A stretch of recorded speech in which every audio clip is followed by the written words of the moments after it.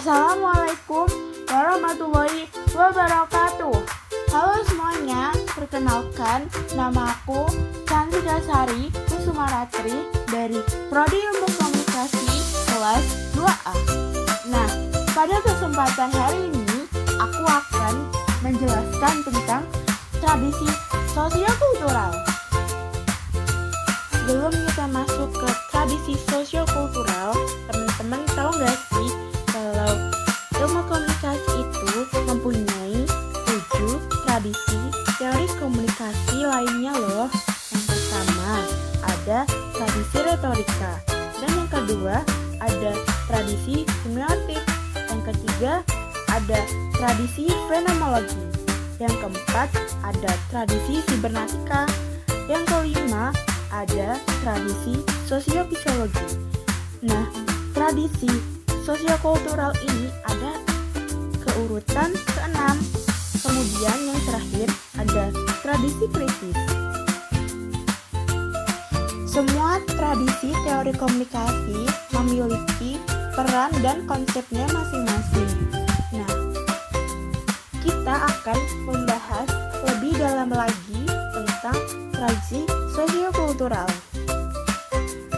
Menurut Edward Sapir dan Benjamin Lewis, tradisi sosiokultural didasari pada premis bahwa orang memproduksi dan memproduksi makna ketika ia berbicara. Tradisi ini melihat bagaimana pandangan dan pemaknaan seseorang terhadap suatu realitas yang dipengaruhi oleh bahasa dan komunikasi yang ia lakukan sehari-hari. Hipotesisnya adalah relativitas linguistik menyatakan bahwa struktur bahasa suatu budaya membentuk apa yang orang pikirkan dan lakukan. Dalam kata lain, bahasa memiliki peran dalam penyusunan persepsi manusia tentang suatu realitas. Karakteristik tradisi sosiokultural adalah tradisi ini menjelaskan sebuah pola interaksi daripada karakteristik individual. Dalam skala mikro, melihat bahwa proses interaksi yang dibangun oleh individu dan diakhirasi menjadi sebuah interaksi yang lebih besar. Sedangkan secara makro, proses interaksi tersebut membentuk konsep besar seperti budaya, makna, dan masyarakat. Tradisi ini menjelaskan cara seseorang memahami, memaknai, membentuk norma, peran, dan aturan kerja dalam interaksi secara interaktif dalam komunikasi. Tradisi ini membahas komunikasi dalam actual use, di mana tradisi ini melihat fenomena atau komunikasi eksperimental dalam peristiwa situasi nyata. Kemudian ada asumsi tradisi sosiokultural. Yang pertama, realitas manusia secara umum dibentuk oleh bahasa yang dianutnya sejak kecil. Yang kedua, realitas dalam komunikasi dibentuk atau terbentuk dari interaksi dari luar. Yang ketiga, manusia merupakan makhluk sosial, yang mana interaksi merupakan ide utama dari tradisi ini. Yang keempat, manusia makhluk yang berpikir. Dan yang kelima, manusia merupakan makhluk yang aktif dengan lingkungannya dan hubungannya. Kemudian ada 4 cakupan bidang dalam tradisi sosiokultural. Yang pertama ada interaksionisme simbolis, yang kedua ada teori konvergensi simbolis, yang ketiga ada teori negosiasi muka, dan yang keempat ada analisa percakapan atau dialog. Nah, mari kita bahas satu-satu 4 cakupan bidang dalam tradisi sosiokultural. Interaksi sionisme simbolis. Interaksi simbolis ini menjelaskan bahwa manusia memaknai, membentuk arti, persepsi, dan menciptakan struktur dari sebuah interaksi yang terjadi. terjadi dalam percakapan.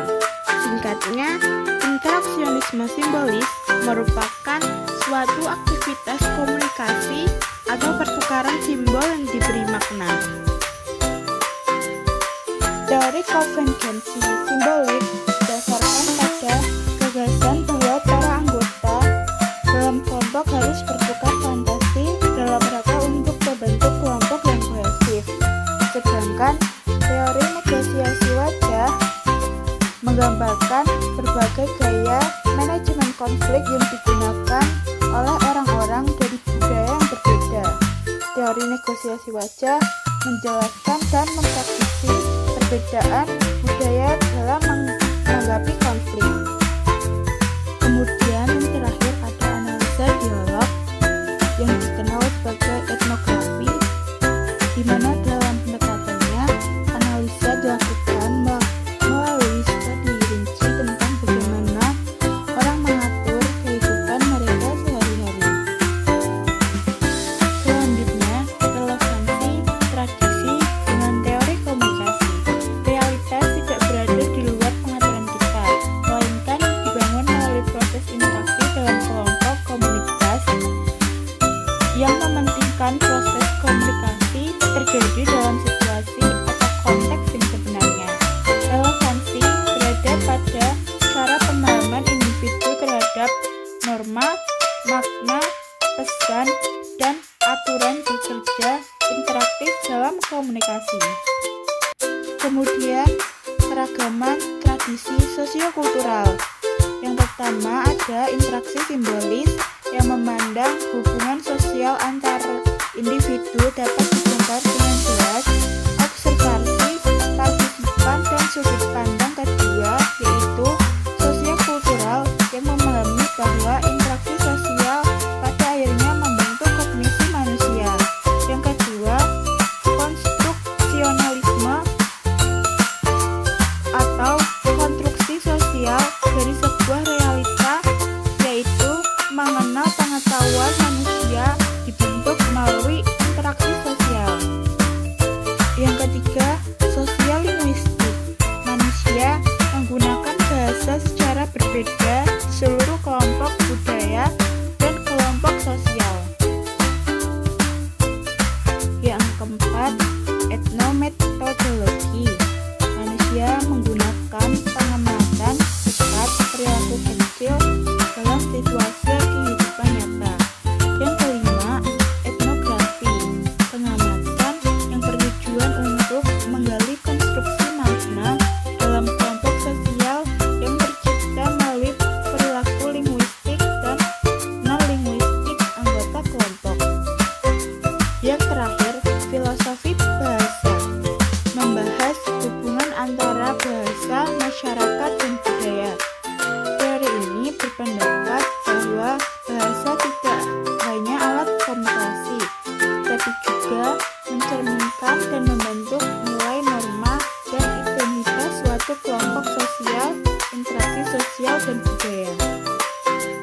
Kritik tradisi sosial kultural. Yang pertama, sosial kultural mengabaikan peran individu dan menganggap kolektif. Dan yang kedua, sosial kultural belum tentu dapat berlaku di seluruh kelompok sosial dan budaya. Nah, teman-teman, itu saja yang dapat saya sampaikan. Maaf jika dalam menyampaikan